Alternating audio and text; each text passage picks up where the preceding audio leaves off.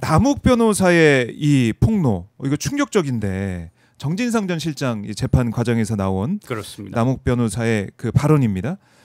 자신에게 이제 배를 가르겠다라고 이제 말한 검사가 정일권 부장검사다라고 증언을 해서 이게 또 충격을 주고 있는데 김정은 기자도 이 얘기 듣고 좀 충격을 받았을 것 같아요. 그렇죠. 그 현장에서 예. 제가 그날 기사를 오전에 한 편, 오후에 한 편을 썼는데 네. 이런 표현이 좀 그렇지만 나와서 기사 쓸 때 손이 발발발 떨리더라고요. 그 정도로 그 현장에서 느꼈던 그 예. 충격과 공포가 아니 아무리 잘못을 저질렀을지라도 그리고 현직 변호사 신분인 그 피의자에게 네. 야 배를 가른다. 배를 그것도 뭐 환부를 도려내겠다. 네. 그것도 가장 놀란 지점은 아이의 사진을 보여주면서 야 오랫동안 너 아이들 보지 못하지 않았냐. 그러니까 이제 봐야 되지 않냐라고 이렇게 이야기를 하면서 그것도 밤 12시에 네. 서울중앙지검 구치감 그 지하에 감옥이 있거든요. 거기서 가둬놓은 상태에서 호디부를 하나 준 다음에 모포 하나 준 다음에 12시에 불러내가지고 이 아이 사진 이렇게 흔들면서 얘기를 한 거예요. 야 배를 가른다 너.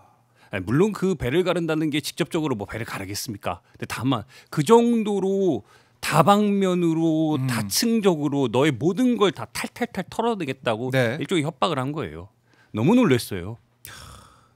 이런 뭐 충격적인 얘기, 검사가 한 얘기 이걸 남욱 변호사가 폭로를 했는데 이 남욱 변호사가 정말 마음을 다시 먹었다는 생각도 좀 들고 어떻습니까? 남욱 변호사의 신경 변화가 있는 것 같아요. 그 지점이 가장 큰 변화였어요. 물론 네. 남욱 변호사는 이 정진상 이재명 대통령의 이 재판에 나와서 자기의 변화를 특히 이제 2013년 뇌물 관련돼 가지고 그 형들 발언은 검찰에서 들은 거다. 당시에 2013년께 들은 게 아니다라고 이미 진술을 번복한 바 있습니다. 네. 근데 1심 판결 후에 지난 10월 31일에 있었던 1심 판결 후에 판결문을 구치소에서 이제 받아봤고 그거를 740페이지에 이르는 판결문을 3분의 1 정도 읽고 나와서 결심한 듯이 네. 이제는 진짜 진실을 밝혀야겠다고 결심한 듯이 나와서 그날 밝혔던 거예요. 근데 제가 가장 크게 놀란 건 예.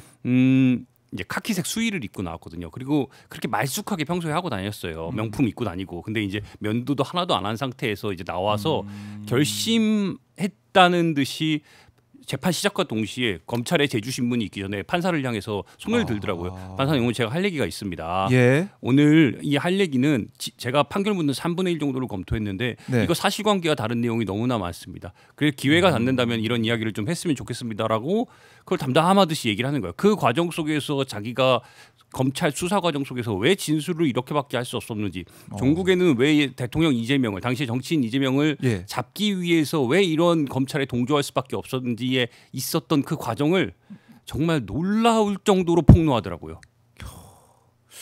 그러니까 그야말로 검찰에 이제 배를 가르겠다 이런 얘기가 나오고 이럴 네. 정도로 결국 이재명 대통령을 겨냥한 종국엔 그렇습니다. 결국에는 이 조작 수사, 조작 기소로 간 게 아니야 이런 의심이 드는데 이게 맨 처음에는 검사 이름이 안 나왔잖아요. 그렇죠. 그 오전에는 네.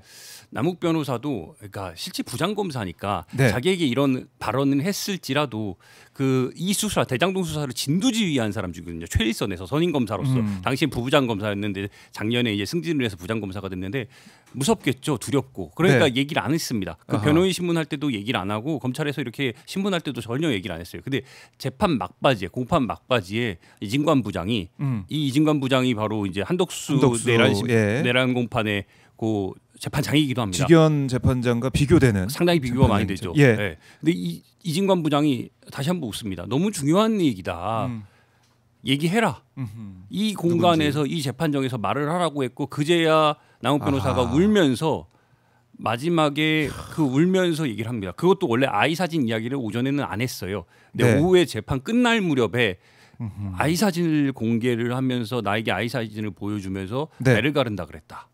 는 얘기를 한 거예요. 근데 이게 다만 이게 어떤 일이 있었냐? 남욱 변호사가 이게 21년에 가을에 미국에서 돌아오면서 이 대통령 이거 뭐 공산당이다 뭐 빨갱이다 그렇죠. 해가지고 막 혐의를 막 부인했잖아요. 전혀 그런 사실 없다. 관련 없다는 식으로 부인했는데 1년이 지나서 다시 체포가 됩니다. 네. 그래서 서울구치소에 있던 사람을 다시 체포해 와서 중앙지검에 이 뇌물 혐의 관련돼 가지고 공무원 신분이다 보니까 직접적으로 연결고리가 있는 것을 확인하고 싶었던 거예요. 그러니까 네. 유동규를 통해서 돈이 전달된 건 사실이고 그 돈이 종국에는 측근이라 불리던 정진상과 김용을 통해서 대통령 이재명에게 간 그 연결고리를 남욱의 입을 통해서 확인하고 싶었던 거예요. 그래서 그날 불러다 놓고 네. 소위 말해서 이제 조진 거예요.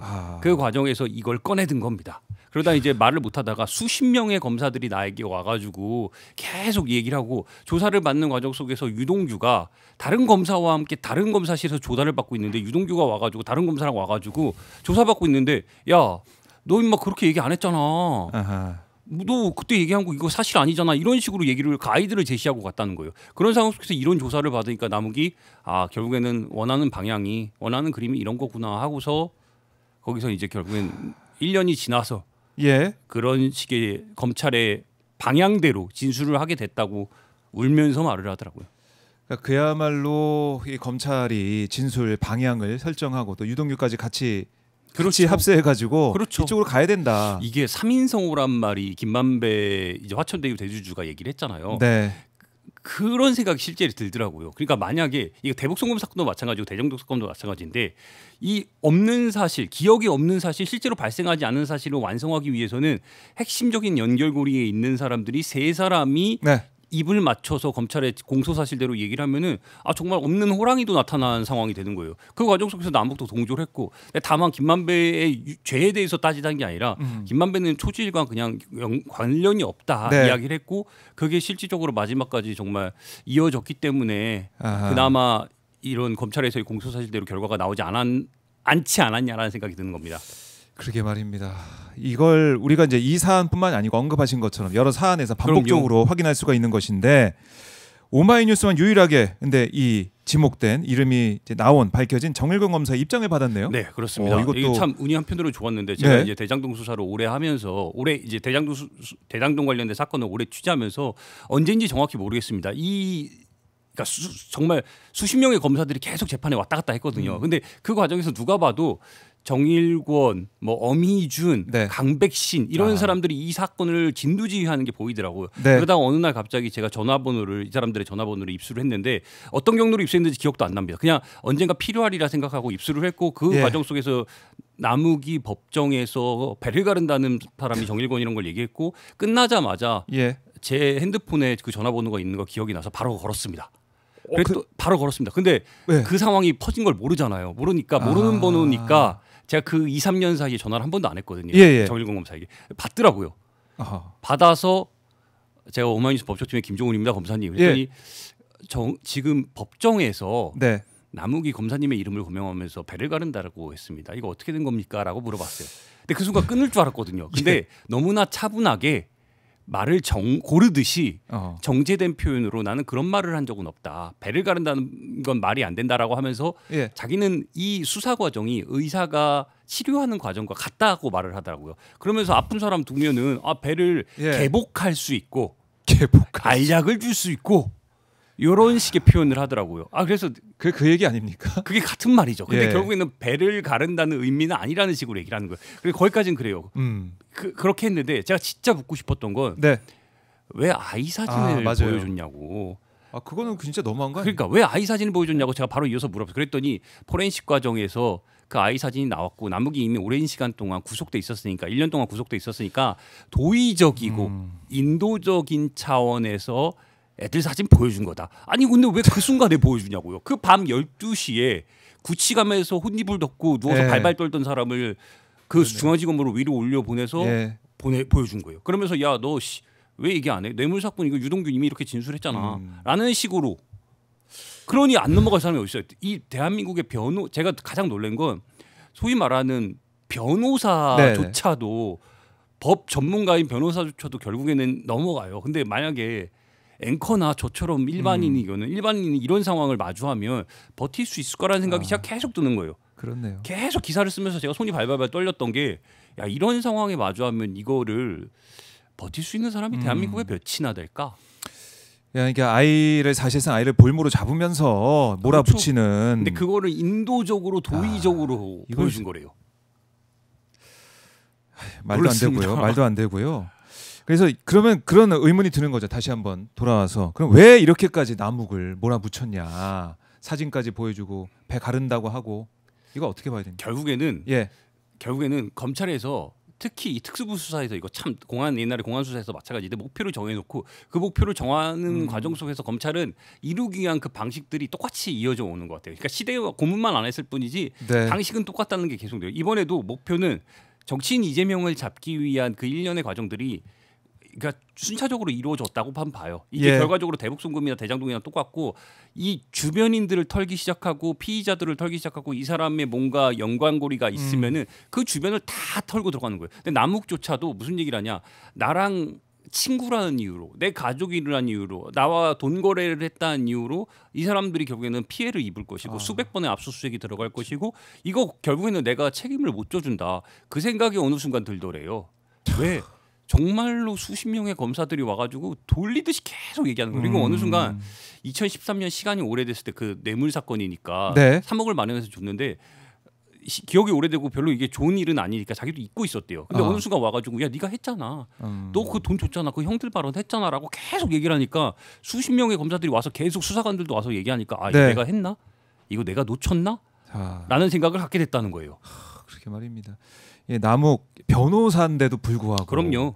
이거 여기서 이제 공포감을 느꼈다라고 볼 수가 있고, 자 흘러흘러님이 그럼 조폭도 의사가 되겠네. 아까 이 정검사 발언을 듣고 이런 또 의견도 주고 계십니다. 참 이재명 대통령을 겨냥한 검찰의 집요함 이게 다시 한번 느껴지는데 또 이제 그날 재판정에서 마지막 장면이 인상적이었다고요? 아 이게 예. 마지막 장면이 왜 인상적이었냐면 남욱 변호사가 상당히 그러니까 아쉬워했어요. 그날 이미 6번, 7번의 증인 신문을 마친 상황인데 1심 선고가 나오고 나서 구속됐잖아요. 그렇죠. 예. 그러니까 이제 자기의 신분이 바뀐 상황이고 이미 진술 번복을 한 상황이지만 네. 판결문을 보고 나니까 이 판결문이 얼마나 말도 안 됐다는 거를 그러니까 어떤 의미에서 배임 혐의적인 측면에서 아니면 뇌물 이런 측면에서 유동규의 진술을 바탕으로 정영학의 네. 최초의 진술 검찰에서 소위 말하는 조작된 증거 내용을 바탕으로 해가지고 이 공소 사실들이 완성됐다고 자기가 너무 아쉬워하는 거예요. 이거는 예. 말이 안 된다. 그러니 결국에는 이 판결문 관련해서 자기가 어떻게든 항변을 하고 싶은데 그 항변할 기회가 이제 더 이상 없다는 걸 아니까 아쉬워한 거예요. 그럴 때 이제 이진관 부장이 뭐라고 얘기를 했냐? 네. 지금 3분의 1 증인이 읽었다고 했으니까 넉넉하게 다 읽고 우리 재판부에서 그 의견서를 길더라도 상관없다. 예. 다 읽겠다. 그러니 그 판결문 끝까지 다 읽고 예. 의견서를 넉넉하게 작성한 다음에 우리 재판부에 내라. 그러면은 최대한 우리가 보겠다라는 이야기를 마지막에 한 거예요. 그래서 상황에 따라서는 또 증인으로 부를 수도 있겠다라고 말을 하는 거예요. 그러니 그 이야기를 들은 남욱이 뭐랄까 되게 큰 감동 아니 이런 저도 법조 4년을 하면서 네. 이렇게까지 공간을 열어주는 판사는 처음 봤거든요. 그러니까 충분히 이 사건은 따져봐야 될 상황들이 많다는 걸 보여주면서 네. 의견을 청취하겠다고 그 여지를 남겨준 거예요. 열려 있는 재판장의 그럼요. 모습. 여러모로 깜짝 놀랐습니다. 직위원 재판장하고 비교가 됩니다. 깜짝 놀랐습니다. 뭐 이렇게 레크레이션 하듯이 아 좋은 게 좋은 거잖아요. 막 이렇게 하는 게 아니라 굉장히 또 단호해요. 예.